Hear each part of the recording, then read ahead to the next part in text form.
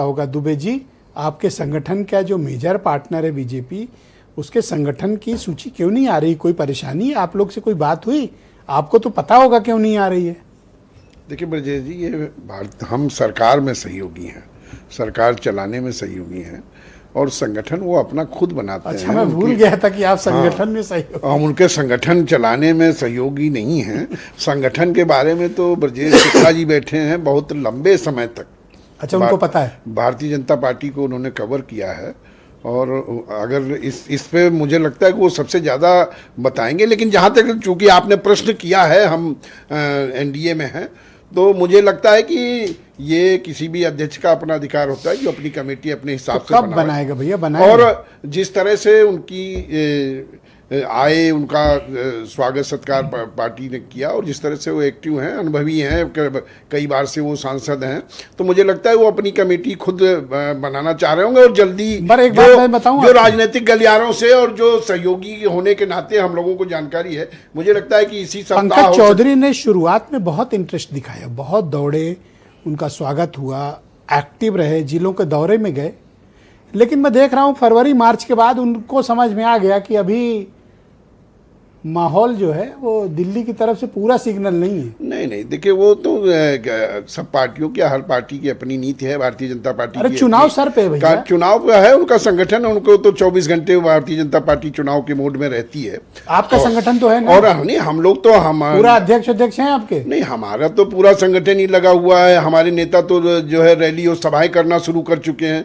अब वो कल अभी मुरादाबाद में रैली हुई, मैंने देखा, आपने कवर किया। मुरादाबाद में उन्होंने रैली की, बागपत, मेरठ, अमरोहा और सहारनपुर, मुजफ्फरनगर, शामली वो रैलियां कर चुके हैं। तो सही जी, ये मुरादाबाद में आपका क्या था जो वहां पर ललकारने गए थे? नहीं, कहा नहीं है। चौधरी साहब की थाती पूरे उत्तर प्रदेश में है। चौधरी साहब की थाती है, उस थाती को हमारे राष्ट्रीय अध्यक्ष ललकारने तो नहीं गए थे सपा वालों को, क्योंकि वहां से सपा की सांसद है। नहीं, सपा भी जो है कभी लोकदल से ही निकली हुई समाजवादी पार्टी भी है।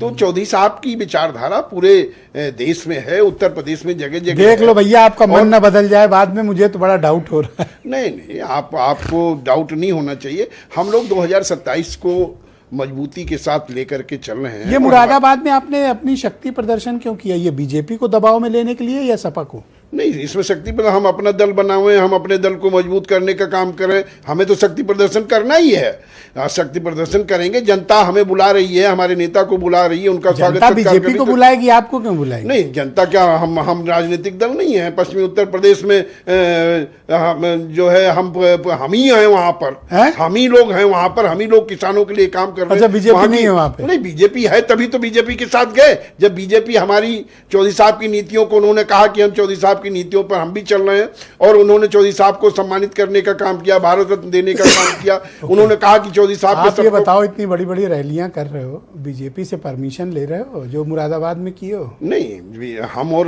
बीजेपी मिल करके कर रहे हैं। माननीय मुख्यमंत्री जी, माननीय जयंत चौधरी जी तो दो तीन सभाएं खुद उन रैलियों में ज्वाइंट हुई। तो मुरादाबाद में तो बीजेपी के एक भी नेता, वो राष्ट्रीय लोकदल का अपना कार्यक्रम है। राष्ट्रीय लोकदल जो संयुक्त होगा वो भी करेंगे, लेकिन उसका उद्देश्य यही है कि 2027 में एनडीए को फिर से बहुमत में लाना है, एनडीए को फिर से उत्तर प्रदेश में काबिज कराना है। यही राष्ट्रीय लोकदल का लक्ष्य है। और जो आपका प्रश्न है, कमेटी बहुत जल्दी, मैं समझता हूं जो सहयोगी के नाते जो मैं राजनीतिक गलियारों में से जानकारी है, बहुत जल्दी शीघ्र आ जाएगी। आपका ये सवाल आपको अब अगली बैठक में हो सकता है। सुन रहा हूँ शीघ्र। डॉक्टर अजय उपाध्याय, कांग्रेस।